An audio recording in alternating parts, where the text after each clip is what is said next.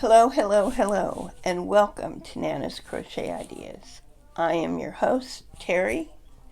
Today is December the 27th. I don't have anything to show you. Unfortunately, I'm not feeling really well. Apparently, I have been exposed to COVID.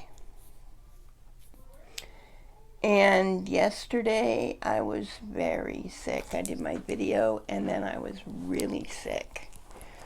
So, my daughter's got me on a regimen of emergency plus zinc, vitamin D. I added some prednisone to my regular medications that I take on a daily basis because I'm having a little bit of trouble breathing, and a bunch of allergy medicine. So I feel a tiny bit better today, but I'm running an almost non-stop headache. I'm guessing due to my sinuses, and I'm hoping that's about all the issue is, but who knows. So, let's see. So I posted the video yesterday about Sharon's fundraiser, and with the comments that I have received back, the consensus is to hold out the fundraiser at least until the end of January. So that's what I'm going to do, hold off on it until the end of January, and at that point we will reevaluate again and see where we're at and where we're going to go. If we've made no progress, I don't know, but we'll see at that point. So that's the plan as of right now. So today I was on Facebook, and I belong to several Facebook groups. And one of the groups I belong to is Helen Hookonomics. I should check that because I did this the other day. But she's got several blankets that I really want to make. I know that they're really challenging because I've seen the comments that people make as they're making them, how they keep losing count, their counts are off, etc. And they ask for help. So there was a woman on there today who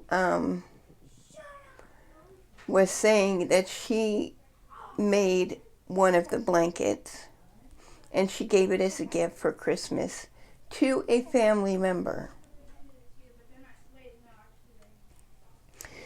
Now, generally, I don't read through a bunch of comments because I will leave a comment occasionally, but I don't generally read through them all. But because the Afghan was so intriguing to me and beautiful, it prompted me to read the comments on the post. And basically what she said is that she started posting her progress through this Afghan in the very beginning of February. So I'm guessing she started it in January, and she didn't finish it till Christmas. So that's a lot of work. She gave it to this family member who had several excuses. Like the first one was, I'm allergic to wool.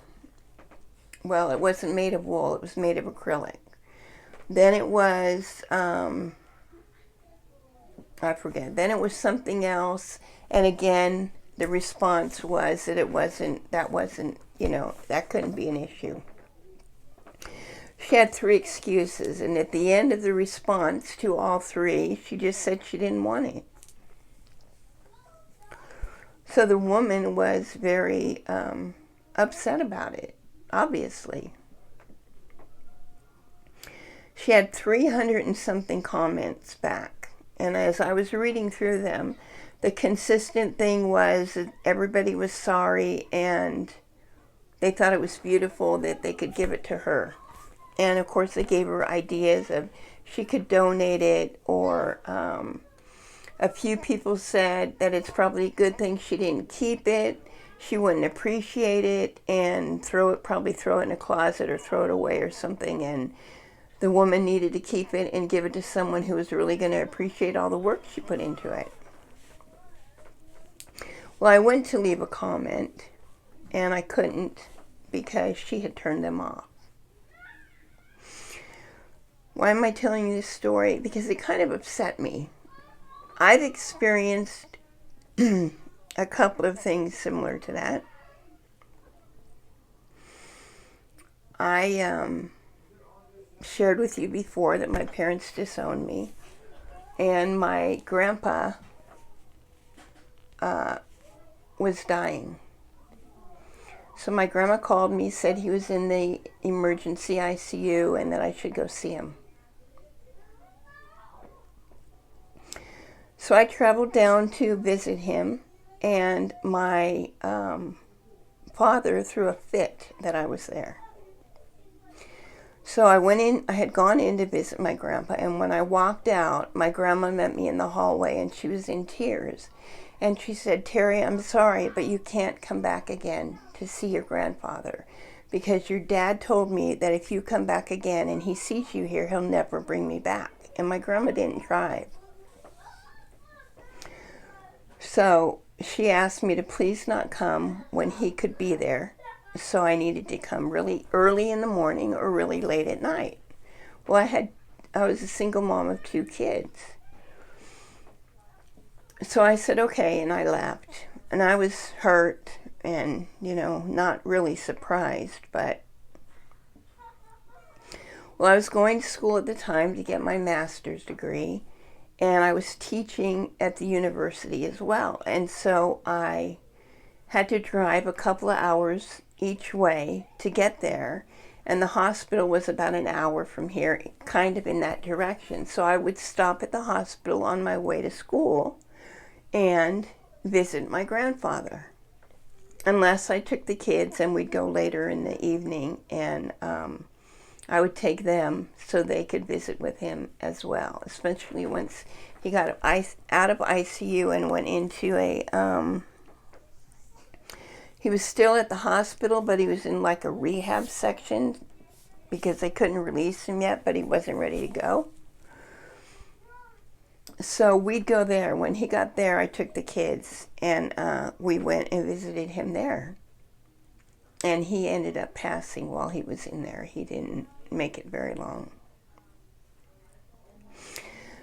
But because of course, I wasn't allowed to go to a funeral, and I really didn't have a way to grieve. I was in the master's program. I needed a thesis topic.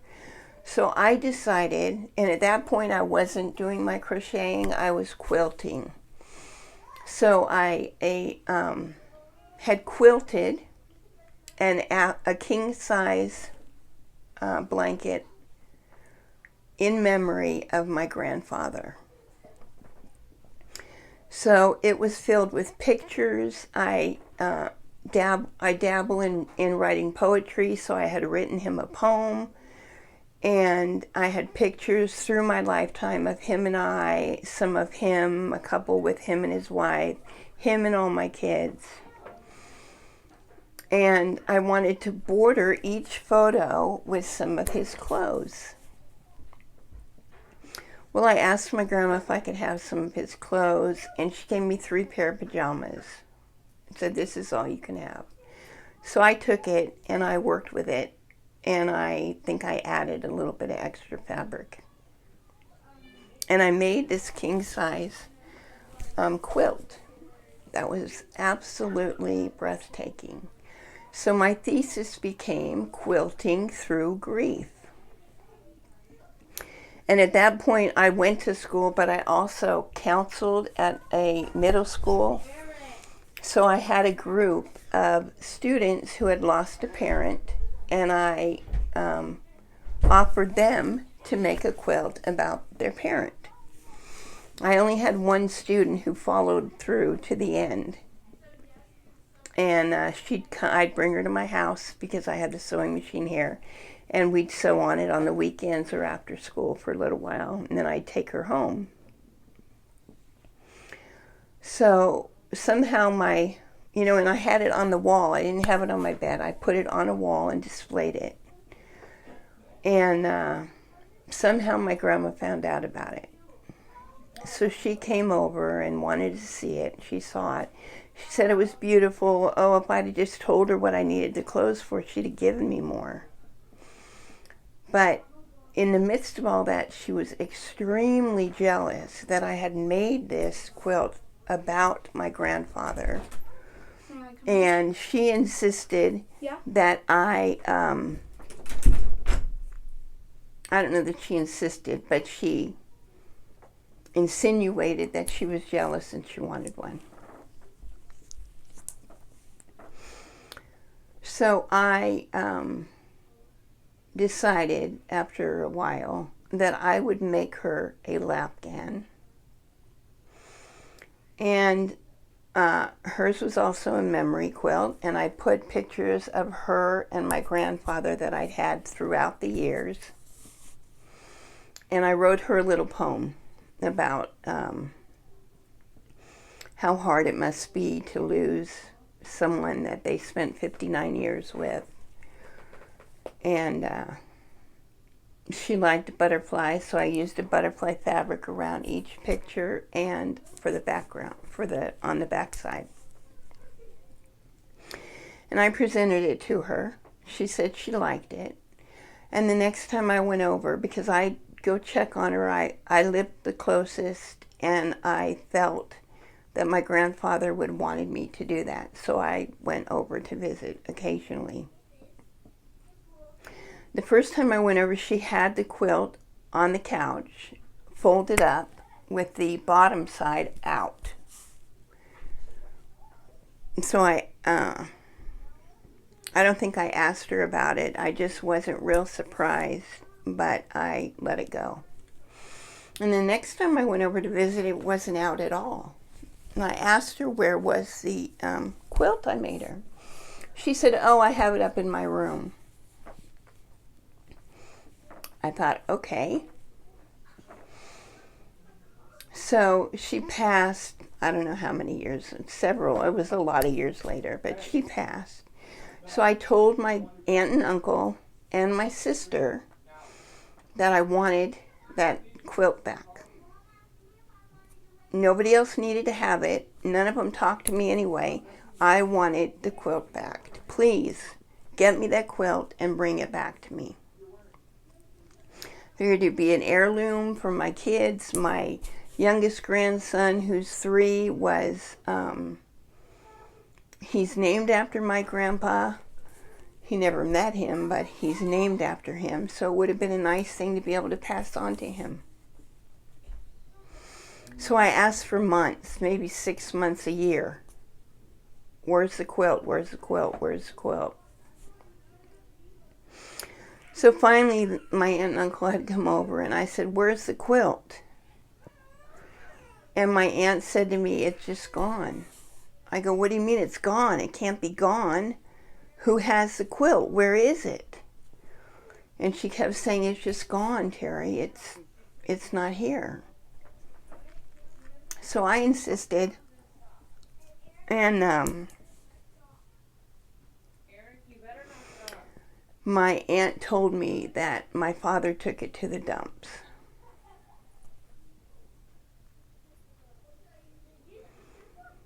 So I understand where the woman's coming from. And I don't know if I'd have shared my story with her, and I'm not sure even why I got on this tangent and shared it with you. But, you know, family really can be cruel.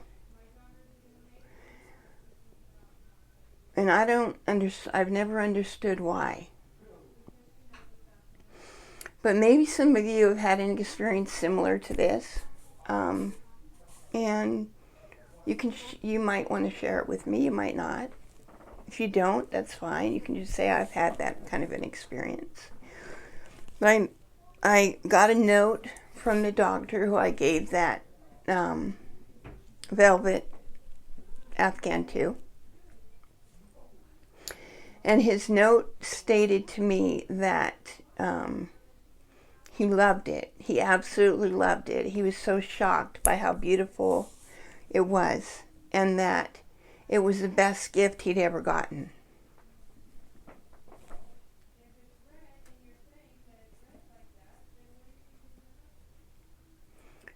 That was really special.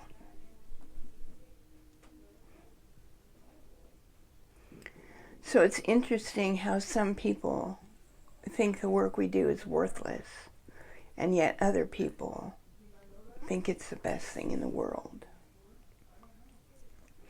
My comment to the woman would have been that the response she got from that woman, other person, family member, had absolutely nothing to do with her or her work or how gorgeous her Afghan was. It had everything to do with the woman who was getting the gift. If we can remember that, it makes it easier. And it's true. The other thing is that I thought of as I read the comments is that maybe that woman didn't feel worthy to receive that gift. It's a possibility, right? So let me know what your thoughts are. I'm sorry it is kind of a heavy subject to bring up after Christmas, but the year is coming to an end, and it's been one hell of a ride.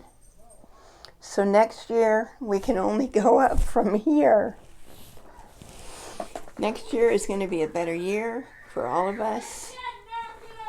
But I did want you to know that if I get sicker, and if I'm able not do a video or two, I will do my very best to be here every day. I made the commitment, and I want to honor that. But, you know, life happens sometimes. So if I end up getting really sick, I won't be able to do a podcast. I wanted you to know that ahead of time so that you wouldn't worry or wonder where I was, why I wasn't showing up. So God bless each and every one of you. Have a wonderful day. And again, I hope I'll see you again tomorrow. Okay, bye now.